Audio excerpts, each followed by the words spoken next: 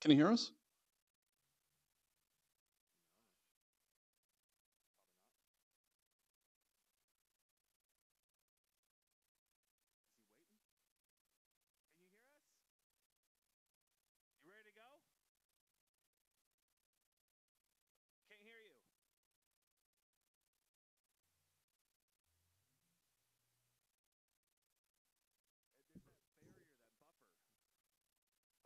You're good? Good. All right, let's go. Hey! Hello, everyone! How's everyone doing? Hello. How are you? Our camera going on? guy's in up close and personal. How's it going, everyone? Hey, I love it. This is a good turnout today. Welcome to Glitch, guys. Yeah, a show about VR, in VR, where we get together and we try to figure out where it's all going. I'm your host, Eugene Capon, with... I'm Topher Welsh. How's it going? And today we have Tony DeLisio, who is having some issues with hi-fi.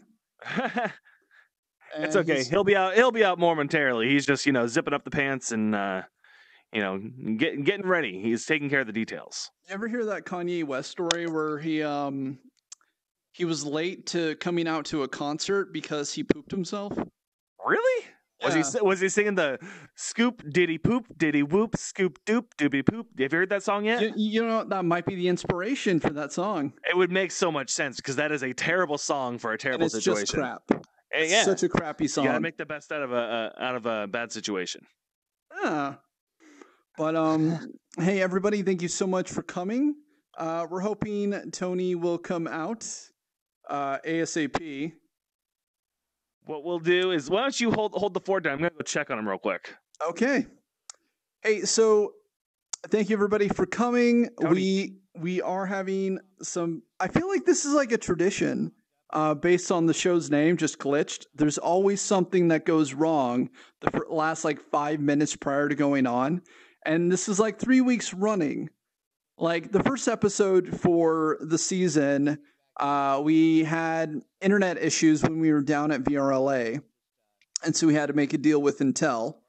And last week, we had an issue with Restream.io just not doing what it was supposed to, which really sucked. And now Tony, our guest, decided to try to cut the resolution in half.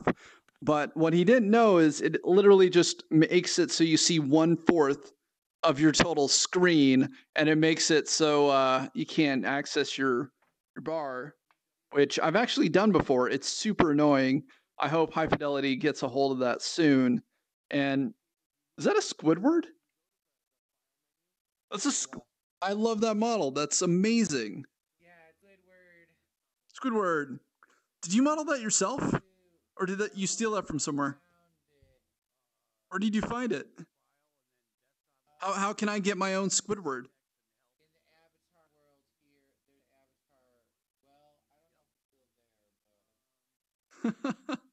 That is awesome. So, do you guys have any questions? I figured we would change up the format this week. If you guys have any questions about VR, for this one time only, why don't you guys jump on the stage? All right. We good? Yep. Are we good? Hey, we made it! We did the thing! Woo! The thing with the people and the stuff? Yeah, Tony was able to make it out here. Tony. Wow. That was an accomplishment. Did some last minute troubleshooting and everything is A-okay. Yeah, sorry, I'm new at this. That's okay. Yeah, but you're also not new at this, right? Yeah, that's true. I'm just new at this particular animal here. So, I mean, I don't know a ton about your background. Hey, first of all, why don't we have everybody kind of join us in the center of the stage? Yeah, let's go up here a little bit more. Dang it. Yep. Okay. Tony has to WSAD the desktop version because the VR version isn't really working perfectly right now. So, yeah, I hit the wrong setting, and it's my bad, guys. I'm sorry. It's all good. But hey, so Tony, why don't you tell the people in the audience and at home who you are, what makes you so freaking awesome, and why you got invited here today? Well, geez, you're overselling me a bit, but I'll give it a shot. My name's Tony DeLisio. I'm a musician and an artist. I've actually been working doing VR stuff since the mid 90s. And that's way back before there was 3D acceleration or broadband. So we were doing a similar multi-user community thing back then like this. It was all run on some technology created by these guys in Germany called Black Sun. And there was a whole multi-user world called Cybergate, and that was before even the first revision of EverQuest came out. So a lot of the guys I was working with back then went on to start creating all the big MMOs, World of Warcraft and EverQuest and all that good stuff. And it was pretty cool. I mean, considering how limited the technology was back then, it was still a virtual experience, and we were experimenting with making alternate realities. And I kind of always thought it was about the closest thing to being able to have somebody else share your dream with you, or walk around inside your imagination, which I thought was really, really a cool concept. And as an artist, it was a really awesome way to express yourself and check stuff out. So unfortunately, not too long after I got into it, the whole .com crash thing happened, and I was working. Yeah, that was pretty rough. Yeah, no joke. And I was working for a company in Dallas called Hula that was doing a bunch of VR stuff for education. What year was this was well, I started working for Hula in, I guess, about 1999 or early 2000. I think the .com crash happened in like mid 2000-ish. I know it was before 9/11 and all that. Yeah. So would you say Black Sun was as robust as this, as having avatars and building your own stuff and basically whatever Second Life became? Yeah, absolutely. It was kind of the precursor to that, and Second Life really took off. Of course, there was better bandwidth, better computers, better 3D acceleration, and it seemed kind of like, EverQuest came out, and I think Warcraft even came out at some point not too long after that. But it seems like Second Life was for a lot of the people that didn't necessarily want to run around and grind and chase gear and kill people and the rest of it. They just kind of wanted to enjoy the community aspects, and a lot of people were enjoying building things and creating things. And I really didn't get to check Second Life out. I got a little bit out of the whole spectrum and got into all this affiliate marketing stuff, which was really good money, but it was really brutal hours, and it was kind of a shame. Of course, I've always been a gamer, so I was probably one of the guys going out and killing people at that point. So when you say like VR, like in the early days, was there any sort of like headgear? Was it all Virtual Boys and like what was like the state of the hardware back then when you talk about VR? Yeah, can you paint us a picture? Yeah, well, I think the Virtual Boy was actually even before that, right? That was that vector-based weird freaky. Oh no!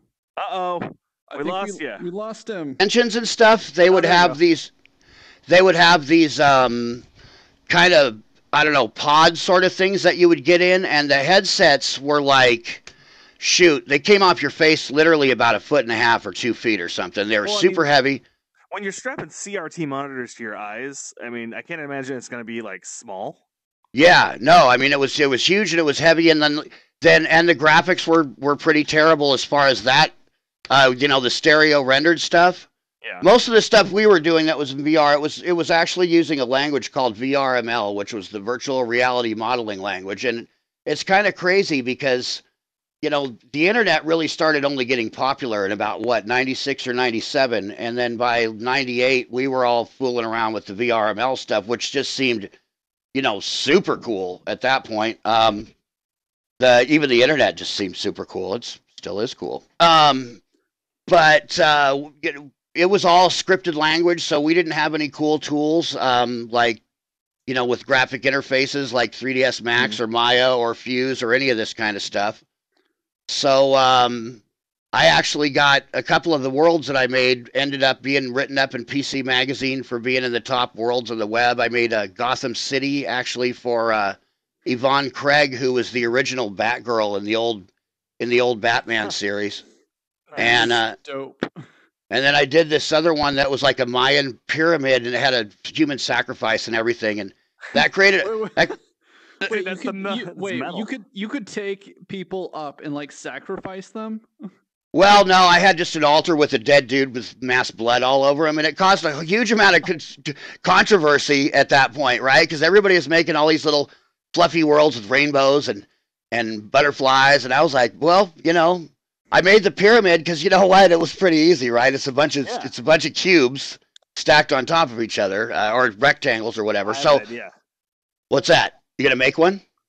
4th season of Glitched premiere episode. We are sacrificing avatars. There you go.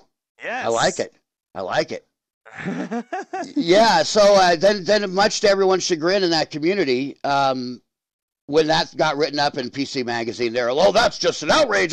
How could that happen? How could that? That's horrible. And I was like, well, you know what, you guys, I'm sorry, but somebody's going to start using 3D graphics for horror kind of stuff at some point, and then boom, we've all seen it. Resident Evil and Silent Hill and blah blah blah. But back then, nobody was really wanting to deal with that. It was kind of, and it wasn't. I mean, you guys, it was basically almost like a stick man with some blood on him. It wasn't right. I would love to see like a Metalocalypse VR experience. That would be rad. Right. Speaking of like metal, you're in a famous band.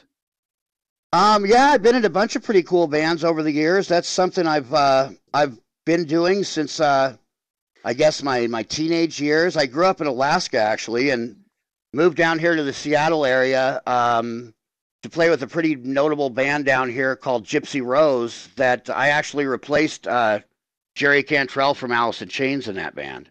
Oh. And yeah, I used to live with Jerry and hung out with all those guys. I was around when the whole grunge thing took off here in Seattle, and that was pretty cool. Unfortunately, I was a metal guy, and if I would have just put on a plaid shirt and maybe, stopped shredding the guitar, I probably could have had a real successful career. But I stuck to my guns, so I guess, my artistic integrity will buy me $5 or a cup of coffee for $5 at Starbucks. But you're touring right now, right?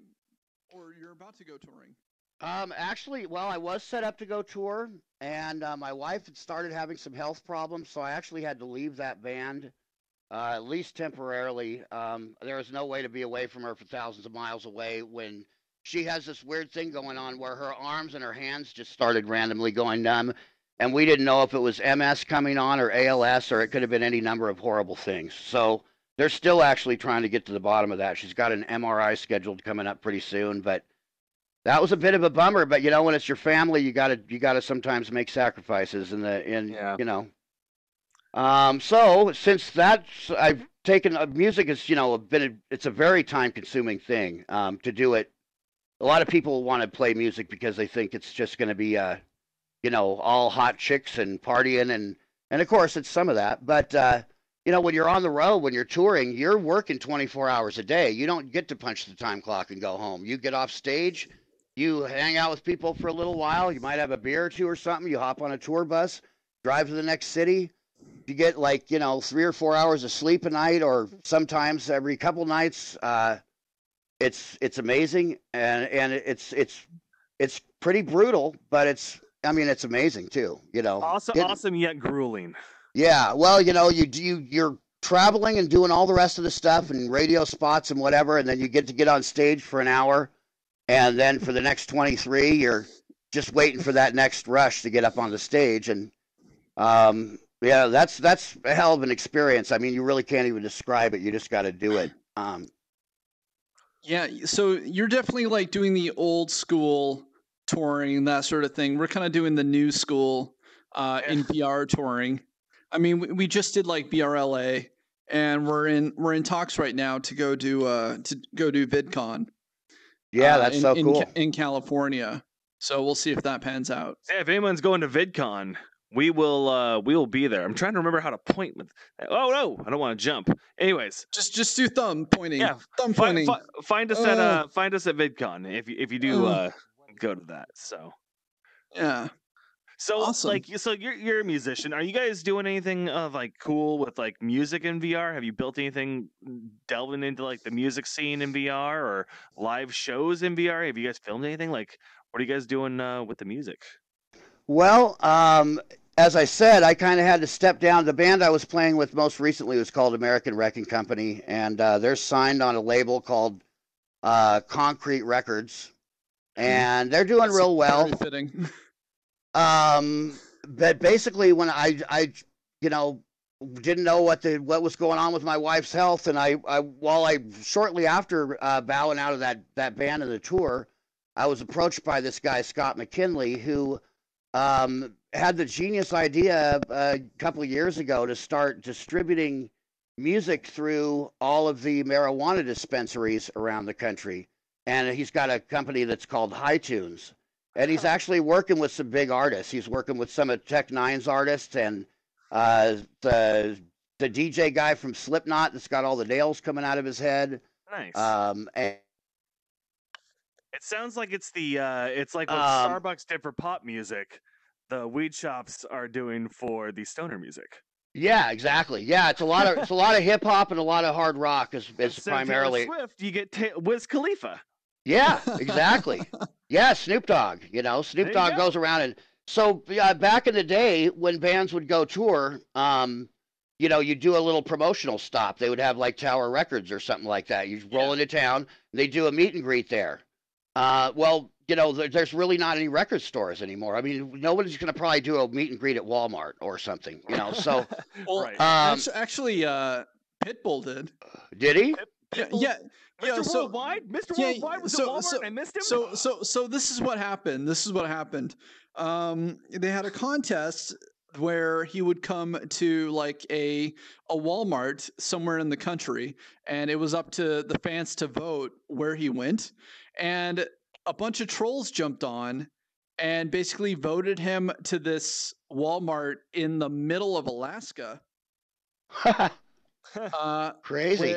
Yeah, so in the middle of Alaska, where the store hours are only like 5 hours a day, it's open, and they only sell like beef jerky and hunting gear.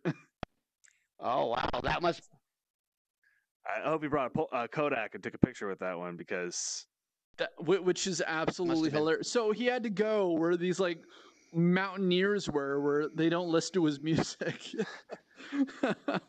Wow, I can't imagine there's a bunch of Pitbull fans in like Fairbanks, Alaska, or something. Yeah. So let's talk about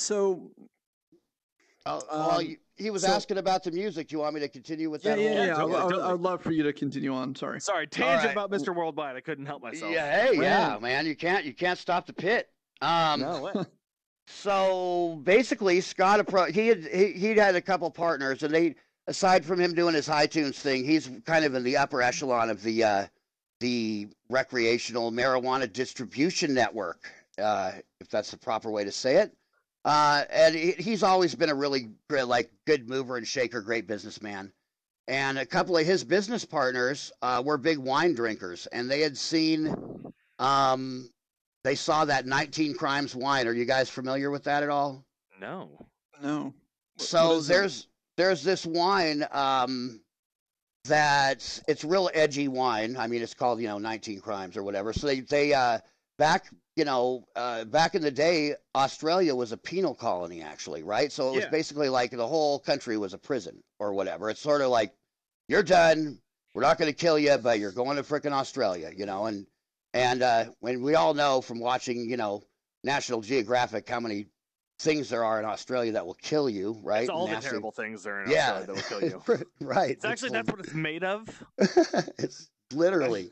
It just runs on poison and venom. That's Australia. So this wine or brand of wine, on each bottle, it's got a different one of these convicts that got sent there. There's 19 of them, I guess, and it's got their mugshot. So these guys thought this was the coolest thing ever. They had a whole AR app that you could put your phone over, and the guys on the front of the wine bottle would come to life and tell you their little story. And Sweet. yeah, and subsequently, they just got a ton of press. I mean, they got all over. They were on CNN and they were on Microsoft Money, and I'm sure they're, traditional winemakers that go back, generations are probably just pissed. They're like, "Oh, what is that? The bullshit!"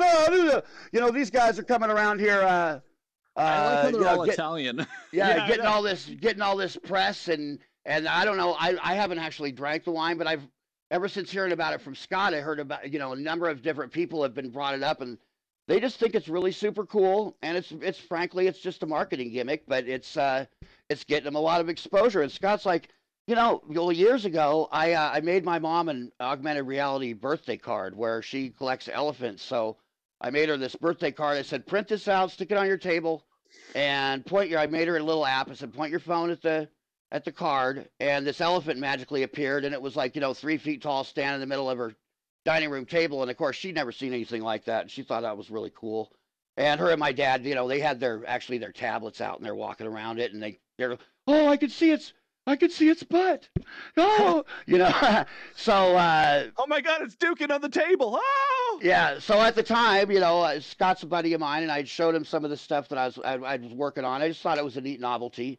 And really, I thought AR was kind of just a novelty at that point. Of course, since then and now, it's really, got a lot of steam, or it's got a lot of momentum going on. You got Apple and Google and all these companies with their next generation software development kits coming out, and there's just a lot of hype about AR right now. I'm sure you guys are aware of that, even though you're obviously VR dudes. Well, me and Eugene have been playing with Snap Lens Studio a bunch, and also like the Instagram and Facebook camera effects and stuff like that. And it's just what you can do, just like chilling with your laptop, it's really mind blowing. Like the things that you can make now. Yeah, it really is. It's things like you'd be paid $1 million 10 years ago to be consultant for, and I could do it chilling in bed in my underwear. Right. Right. Well, I mean, if you come up with the right application for that, you probably still can get paid $1 million to do that. Right. It's just all about the right idea. Like that one, there's that app that does the measuring tape. Everybody loves that thing. It's actually something useful in AR instead of just, a little gimmick where it's like a kid's coloring book or something. So that, strangely enough, leads me to answer finally, after that long-winded winding around the frickin' mountainside answer there. What I'm doing with music is, of course, Scott wanted to hire me to do some promotional stuff for his iTunes thing, doing AR for HempFest. So he sells these little little cylinders that have his brand on it, and so basically when you put the app over it, a bunch of smoke flies out of it. And the HempFest logo comes flying out in 3D and spins around a couple times, and then that shoots up in the air, and a TV screen flies out of that, and on comes a video of a couple of these guys from one of Tech9's artists, Cess Crew, and he's supposed to be getting Snoop Dogg involved in the whole thing, although that's how I was recruited in the first place. It's like, yo, Tone, there's going to be Snoop, blah, blah, blah, and I'm like, hell yes, let's get the Snoop going. I'm just thinking that's great. That's great exposure, But these Cess Crew guys, I mean, they're not little. They're actually really good at what they do. Yeah. So right after I started doing that, I was like, I got this background in music, and I wonder if anybody's ever going to do anything cool at concerts with this stuff. And lo and behold, Eminem comes out and does his whole concert at Coachella with a full AR experience, and it's pretty badass. Yeah, I thought. And then actually, you haven't seen that yet? I haven't seen that yet. No. Oh, it's super dope. Man, Tony sent it to me like 2 weeks ago. Nice. Yeah. Yeah, and then about a week and a half later, U2 announces their whole next tour is going to be fueled by AR, and I was like, cha-ching! So that, my friend, is exactly what I'm doing with music. That's a big focal point of this new business. Is going to be facilitating, hopefully, very large-scale artists. I mean, there's a lot of, very famous musicians with sizable budgets to work with out there. And as far as I can see, not a lot of people out there doing this stuff for them. So, and all you guys listening, don't get any ideas, back the hell off. No, just kidding. I I've managed to put together a really, really cool team. I'm working with one of the probably, well, certainly in the Northwest, one of the best known photographers. His name's Neil Lim Sang. He's an amazing photographer. He's on a first name basis with pretty much every rock star you guys can imagine. And as it happens, he's also formerly, he used to work with ILM as a 3D animator and digital domain as well. His IMDb is freaking impressive. Nice. Yeah, so he's worked on Star Wars and the Transformers and the Mummy Returns and Snakes Constantine, Snakes on a Plane. Don't forget Snakes on a Plane. List goes on and on. It's funny. I knew him from the music business stuff, as a photographer from shows and whatnot. And I think he kind of caught wind that I work kind of in this arena, and he sent me his demo reel one day. He's like, well, keep that to yourself though, man. I don't want the word to get out about this. And I'm like, dude, you're like so much more of a rock star than you already were. Oh my God, you worked on Star Wars. He's like, yeah, but I hope he's, not pissed that I'm saying this right now. Anyways, he's a fantastic, creative, super rad guy. I mean, bottom line, above and beyond everything else, he's super cool. Really fun to work with. And I've got another partner. His name's Ken Jones. He's down in Orange County. So we're in the process of incorporating in the state of Nevada right now for tax and other reasons. And we've got a couple of venture capitalists talking to us, and things are looking pretty damn cool. So nice, man. Nice. Yeah. So it's very exciting, and it's a bummer I didn't get to go on that tour, but I may just well be getting a kind of a backdoor backstage entrance into the grand scale of the music industry, and I certainly won't hate that. I feel like the trade-off for the one is good for the other. I mean, oh yeah, pretty amazing opportunity right there. Yeah. Absolutely. And what a better industry to like really tackle than people who blow $200,000 on Lamborghinis. I mean, right? AR experiences at my concerts. Sign me up, guys. Come on. Look, yeah. You can have the rap people. We'll take those like the SoundCloud guys now. Yeah, there we go. Yeah.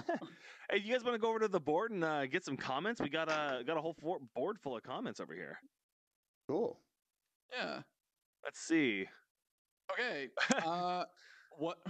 Wow, that's neat. City of Madeira Police Dorn Apartment. I think that's a Drunken Peasants fan right there. Do a fart. Do a fart. Get banned from the Drunken Peasants to do your VR show. Called it.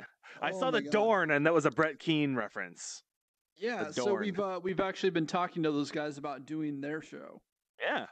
Yeah, and we had Billy last season. Yeah. Let's see. Cool.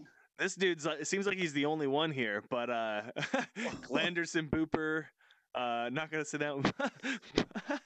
Sorry, Obama did 9/11. All the good stuff. The LA riots were a hoax. Of course, Rodney King did it. Okay. Except for Obama wasn't in office when 9/11 happened. This is true. So it's basically a bunch of troll comments. So let's head back. I'm fine with that. Thanks a lot. I'll just call him Dorn.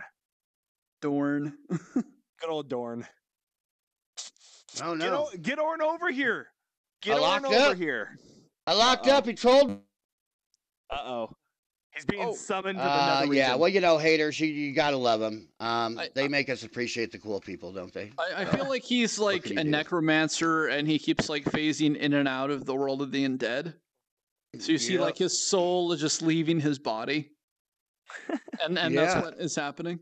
That's about right. Occasionally turns into like Krishna. That's the one with like the 6 arms, right? I think that's Shiva. Shiva? I don't know. Yeah, I can't keep I'm an track. atheist, guys. There's a freaking break. There's an awful lot of gods over there. It's hard to keep track. There's a bunch of them. There's a whole of them over there. Yes.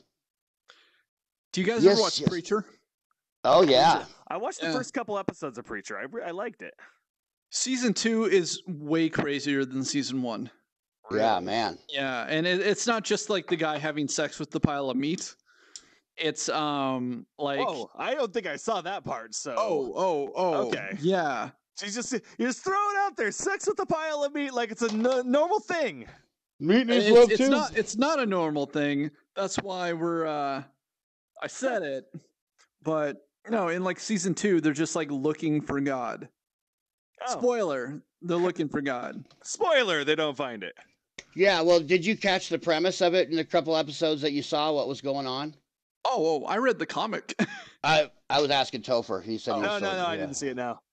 Yeah, well, basically he gets what is it called again? The Herpes?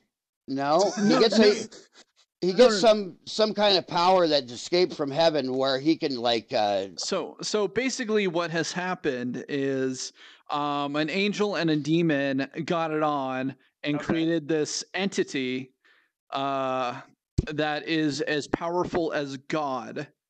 Okay. And so it's been imprisoned for forever. It gets loose, goes to Earth, and then tries to look for a host. And in the first episode, it's running around finding like pastures and stuff. Oh, but that's right. Yeah, but none of them are like strong enough to, actually hold this like holy entity. And they keep like exploding after like being in there for 30, 40 seconds. And then finally it reaches the main guy. And, he's been like a hitman and all this other stuff. Yeah. So he's not like a pansy like preacher boy or anything. He's like this hard knuckled, get drunk Texan, and so suddenly he has this power to rewrite reality and tell people what they have to do, and like anything he says, people actually have to go do. Oh, yeah, and so like it's just a fun power. Oh yeah, it's like Jessica Jones, or not Jessica Jones, but Kilgrave. Yeah, kind of.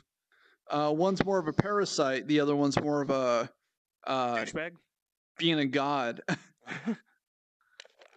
Oh, I guess right. Yeah. Yeah, and then he ends up meeting a guy who's a vampire, actually, who's like, this crazy Scottish dude, or he's Scottish, right? Or is he Irish? I don't know. It's whoever came up with that whole story has definitely got a wild and crazy imagination. There's no doubt about it.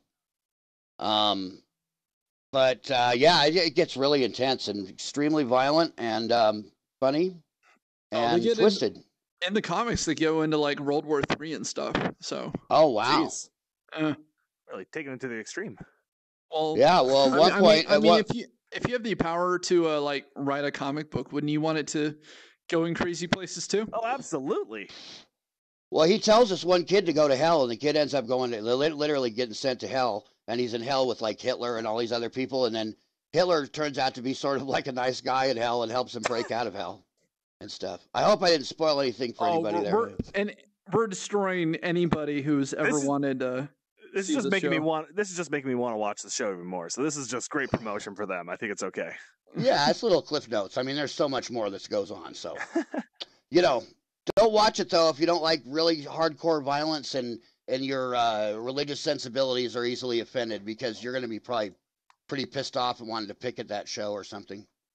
So I got a question. So like, now bringing Bar back into the VR realm here. So like, you've been into VR since like the beginning, like back in the 80s, 90s and stuff. Was VR like the wild frontier like it is now? Like everyone's super amped on it. Everyone's coming up with ideas. Were people coming up with ideas with VRML and like this, like the state of the industry back then? Or was it just like a few people poking around at it and it just kind of got left by the wayside until we finally really picked it up here in the last like 5 years?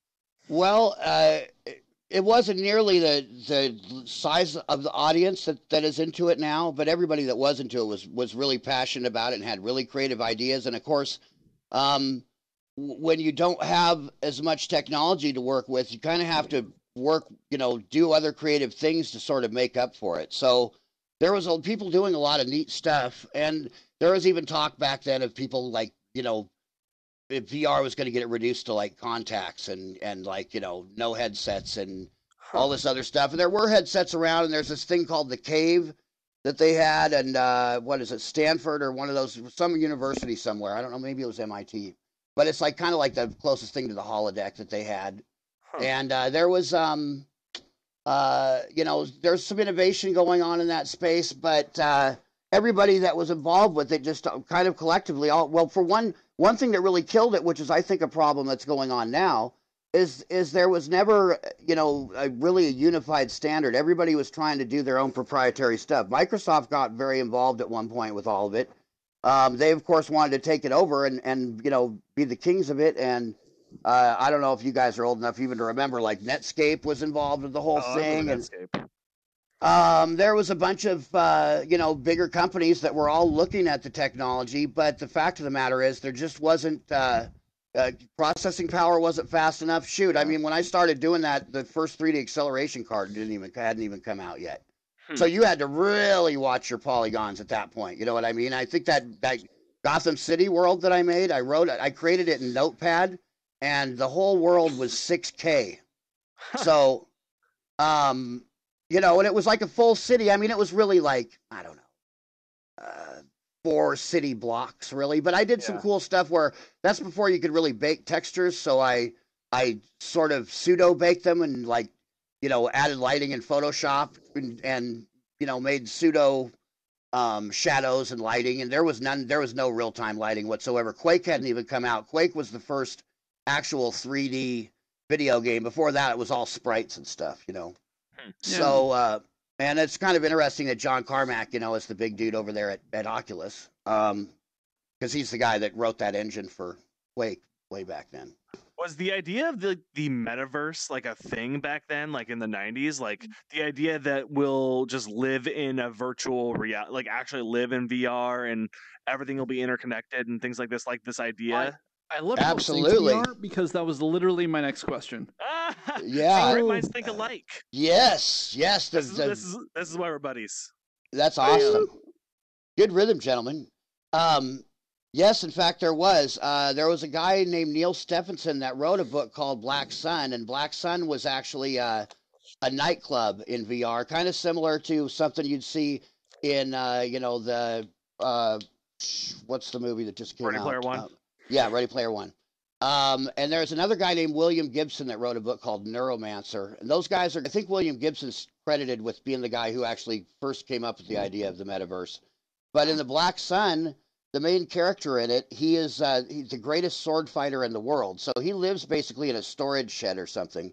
But in VR, he's like just this super badass guy. And some buddy of his, there was a virus that was going around that actually would infect people through this virus. It was like a computer virus that was infecting people and killing them and stuff.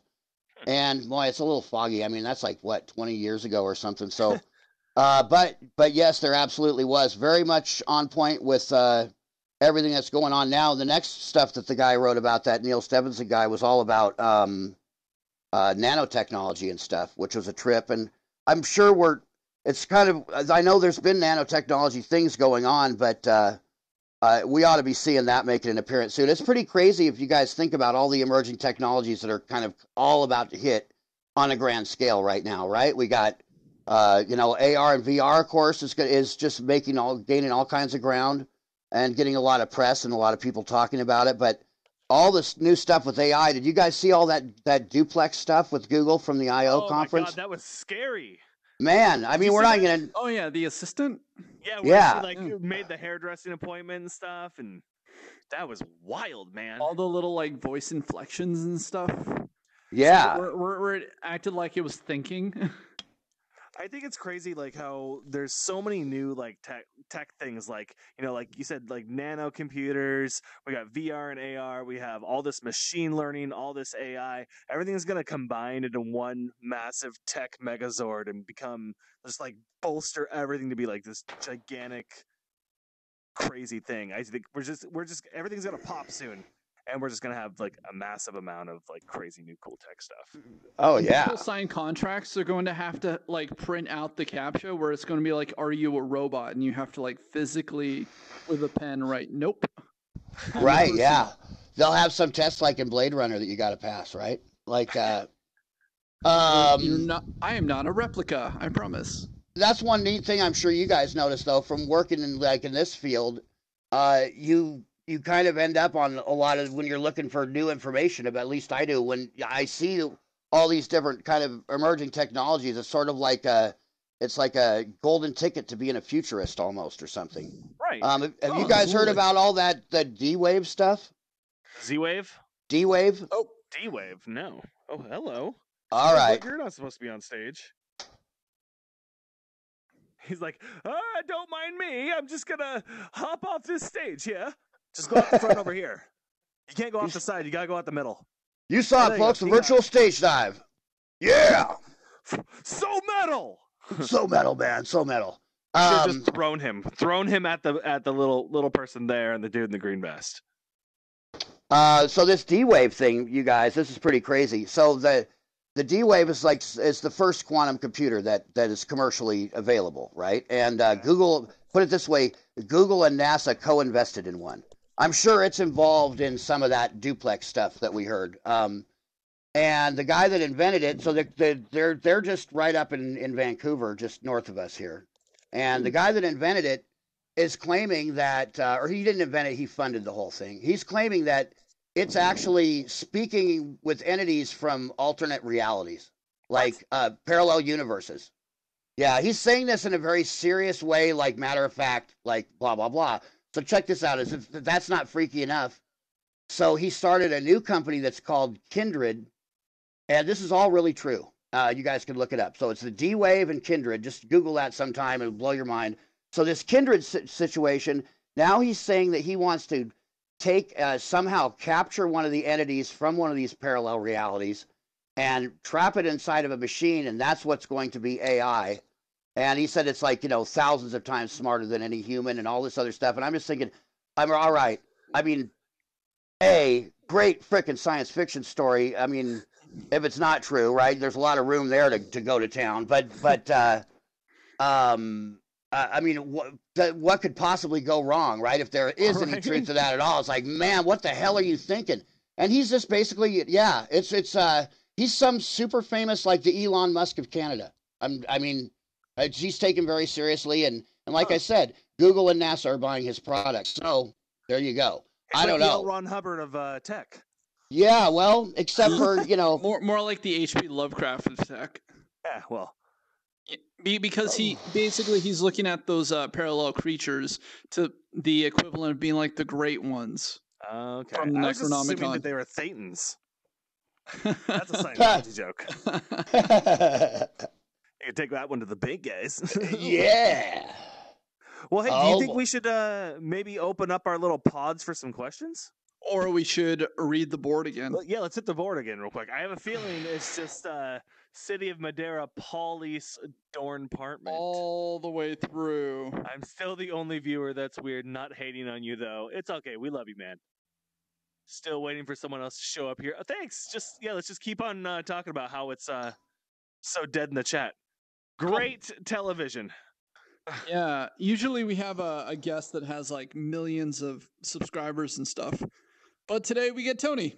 Yeah, not to crap on you or anything. I still love you. I still love you. It's okay. Equally as good. Let's head back over here. You want to drop the domes? Here, let's do the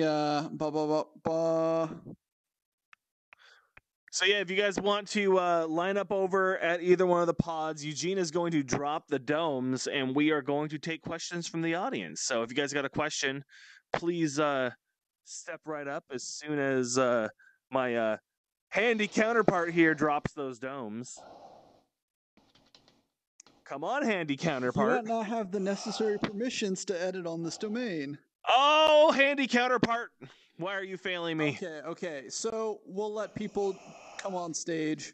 All right, you've been waiting patiently, Captain.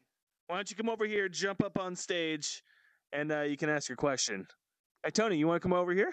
Yeah, I'm trying. Uh-oh. Am I a totally lame guest, but I can't even hardly walk or do anything in here with this. I'm halfway off the screen. Hey, Captain Ghostkey, you had a question? Why don't you go ahead and come up here and come up on stage? No, you can do it. You can do it. Hey, with your little lolly body. Could you walk any slower? Jesus Christ. I like that. Let me just tiptoe over to the stage here. He's like a foot tall. What do you want? Does have those short, tiny legs. The stride is it's compelling. You almost got it. You got it. Come on. You're almost there. You're Come almost on, there. Come on. You can do it. You can do it. Come on. Come on. Yay! Oh. There we go. So what's up, man? What's your name? Where are you from? And what's your question? I'm from Southern California. I'm Captain Ghostkey. My question is, what was VR like back in the day? Well, primarily it was more of the virtual environment. Not so much of the true 3D and the headset and the 6 degrees of freedom that we get to enjoy now. We got to read about that stuff. We're actually getting an echo from you. Okay. From me? Yeah. Do you have headphones on or do you have speakers? I have headphones. Oh, Why? weird. Oh, well, don't worry about it. We're still getting a speaker. So if you take a foot back off the stage, we won't get the echo There we anymore. go. Yeah. Yeah, So so Go ahead. Huh? Go ahead.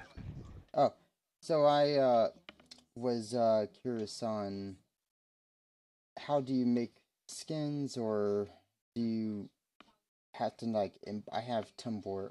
I have DeviantArt. So does that work as well to make your own personal, or To make like avatars here in high fidelity, or to make things in VR? high fidelity or VR? So if you take a step back, we can explain so we don't get the echo. There we go. Cool. Thanks. Okay. So yeah, why don't you take this one since you make all the avatars? So he made Tony look so pretty here. I didn't make that one. Tony made that. Tony made that. Oh my God, Tony, you look so good. Oh, thank you. Yeah, he got it in here. Why are my shoulders so high? I look terrible actually. I couldn't. It was. But hey, for my first day of trying to make an avatar for this, I did okay, I suppose. I think you did great, Tony. Oh, Okay, so yes, there are a lot of MMD models on DeviantArt that you can bring down and get rigged in Mixamo and upload it through you're probably more of a VR chat user than a high fidelity user, right? Well, I'm a desktop user, A desktop user. I don't have VR headsets. Oh, okay. So okay. What we do is Topher and I actually had our models, our avatars done through a company called Doob, where High Fidelity flew us down to Los Angeles. And inside of Beverly Hills, there's this place called Doob, and you go into a booth and you get a photogrammetry model, basically built from about 50 different cameras that all take a photo of you all at once. And it gets really detailed. You can see my ring and stuff on here. Yeah, I'm married, guys. Stay away, ladies. Stay away. I'm married. I'm married. I know you want some of this gray beard man bun, but sorry, I'm taken. Rings on the finger. Your ego. I wanted that to be known, guys. Is this the equivalent of when you say hi to a girl and she goes, "I have a boyfriend"? Is that exactly. What just happened? It's like when I held the door for this girl the other day, and I was just trying to be nice, and she just walks and goes, "I got a boyfriend." I'm gonna go, "Oh, okay, cool. Yeah, no problem." I want to put that back out there into the universe. Guys can be good too. Can be forcefully off the market. Yep, that's right. I don't know what I'm doing here, man. You're putting me on the spot. God. Well, anyway, a lot of our guests are actually made with a product called Adobe Fuse. Yeah. Now you can start with a base model, go through, reconfigure the facial attributes, recreate clothing. You can add images, and from there, I will send it to Mixamo, which will do all the rigging, bring me back an FBX file. And from there, I'll drop it into Cinema 4D, where it'll break apart all the textures so I can edit those. And then I can drop it into Blender so I can reconfigure the materials and turn off the speculars so people aren't extra shiny and that sort of thing. And then I'll recompile it And then once I have all those, the FBX file and the brand new textures, and it's all rigged and stuff, all I'll do is package it up through the native packager inside of High Fidelity. Hey, Eugene. Yeah. Have I ever told you that I don't appreciate you enough? Oh, thank you. It's okay, buddy. Hey. We're just hugging. This is our hugs. Hugging in VR. I We're think he's very got hugging. another little question. You can one more. Yeah, I'm a Photoshop artist, so I have like Adobe Photoshop, and I have like different ways of making my pictures look good, and I do pictures. So how can I use that? And my Twitter name is Captain Newski. If you could send me all those things you told me about. So wait, what's he asking? He's saying that he is a Photoshop artist. He's wondering about how he'd be able to use his stuff. Basically, all the same stuff he was saying. Just experiment with different programs, working with textures and stuff like that. And yeah, so play around, and that's really how you learn. That's the only way we were able to learn was, messing with it. So, thanks for your question, man. Or doing YouTube tutorials for sure. Okay. You guys mind if I interject real quick here? Go for it. Sure. So if you just look in the documentation for High Fidelity, they cover that exact whole long-winded and unfortunately unintuitive process that Eugene just went through. They really need to do. I don't know why there's just not a built-in avatar maker in this world at this point. I mean, I have a feel like it's coming. There is. Oh, there is. Well, then there is. There you go. Yeah, so but what's nice is Adobe Fuse is totally free, at least for now. The Mixamo program is free. It's part of the CC membership, right? Mixamo is free if you have a CC license. Adobe Fuse is the same. Yeah. They have something where you get it for 500 days for free or something, right? That's probably part of the trial. Yeah, it's like a really long trial. We have time for one more question. Does anybody have any questions when you're not falling down? Oh, she fell. That avatar fell. Do you have a question? Oh, nope. Still falling over. All right. Well, I guess no more questions. Can I ask a question? Sure. You can ask a question. Go for it. Okay. Are you guys building all of this with now I saw Eugene actually working on making something right here live inside the world. So have you guys built all of this theater and everything in here? Are you doing that in Unity or a combination of the two, or how's that work? Okay, so parts of this room are actually from a stock set that's already here in High Fidelity.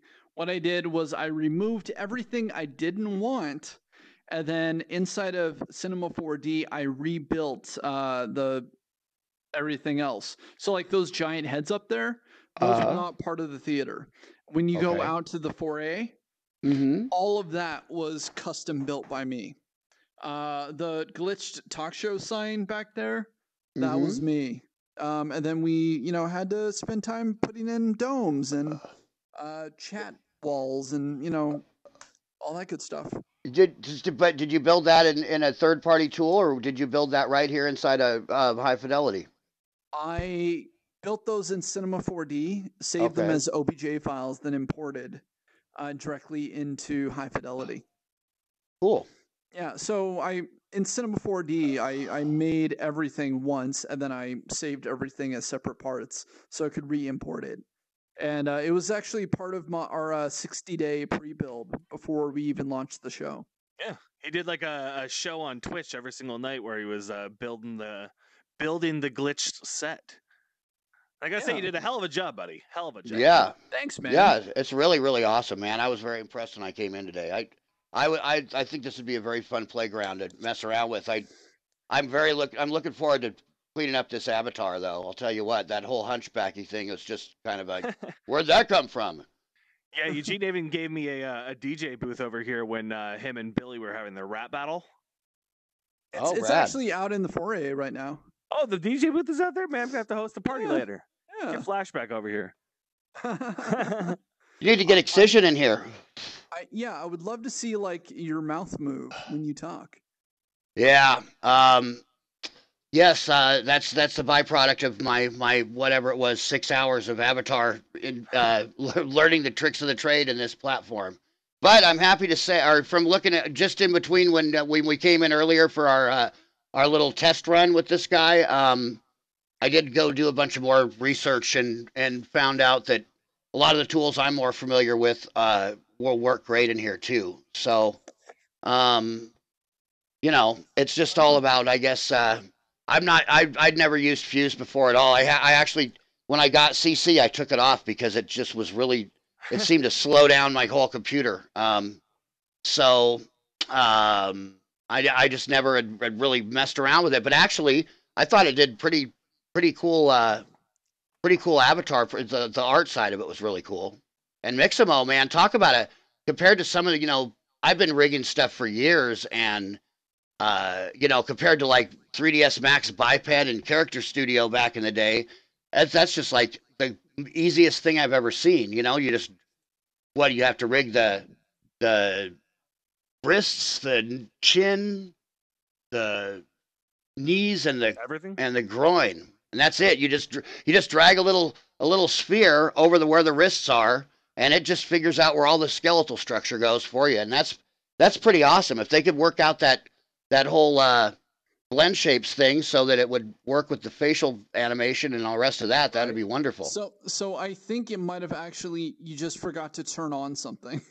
Yeah, I think since you're on the desktop version, it's not using your voice to play back your mouth. So if you were to be in VR, it would actually be.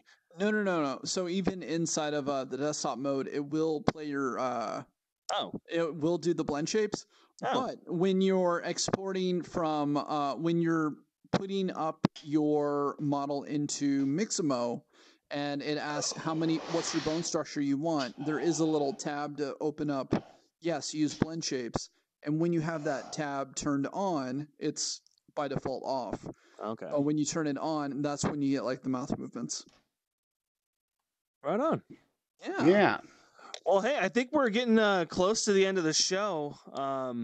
Tony, do you want to tell the people where they can find you and where they can find you online, YouTube, Twitter, all that fun stuff? Sure. Well, the company that I recently put together is called The Architects, and it's spelled with an X at the end instead of the CTS like Architects normally is. That's very 90s rap rock. Yeah. Well, we kind of liked having the AR for the beginning of the name there. That's where that came from. And even though I'm a longtime VR guy, I'm definitely jumping on the AR train, and I see the mixed reality thing as being a very cool merging of the two technologies moving forward.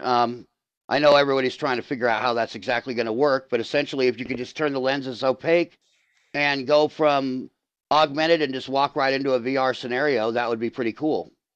Anyways, as far as how to get a hold of me, I'm on Facebook. We're right now the site. I kind of got brought in here prematurely as far as where we were going to be starting doing any press or media, but Eugene asked me if I'd be on the show, and I wasn't going to miss it. I'm glad I came out, and me too, man. It's an honor to be here. And Topher, we got to hang out and drink a beer sometime, my man. We're practically neighbors. I know. We actually live in the same town, so we're probably like 5 miles away right now. Yeah. Yeah. Isn't that cool about VR, though? I mean, we could be literally on the opposite sides of the planet, and we could be just standing here having a chat. Pretty amazing. Yeah. Well, anyway, Topher, where can the people find you?